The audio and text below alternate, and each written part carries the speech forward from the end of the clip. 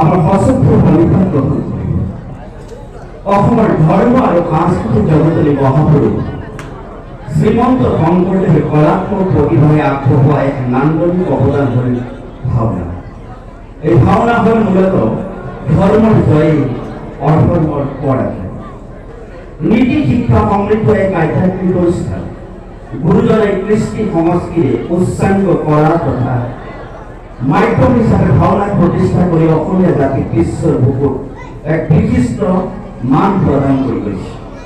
কেতিয়াৰে ধৰা বৰ্তমানলৈকে ভাওনা অসমীয়া জাতীয় জীৱনত আৰু প্ৰতিজন অসমীয়াৰ হৃদয়ত বিৰাজিত হৈ আছে। অসমীয়া সমাজত ভাওনাক ঈশ্বৰৰ অনুগ্ৰহ প্ৰাপ্তিৰ মহান যজ্ঞ হিচাপে পালন কৰা হয়।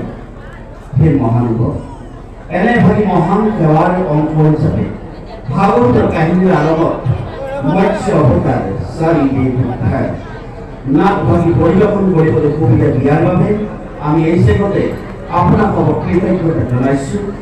আপোনালোকৰ সুস্বাস্থ্য আৰু দীৰ্ঘায়ু কামনা কৰোঁ। সেৱাৰ বিদ্যুৎ দত্ত সভাপতি, ধৰ্মীয় সম্পাদক, অনন্ত ডেকা বৰুৱা পৰিচালক আৰু সম্বৰ্ধনা বৰ্তমান প্ৰদান কৰিব আমাৰ সভাপতি বিদ্যুৎ দত্ত।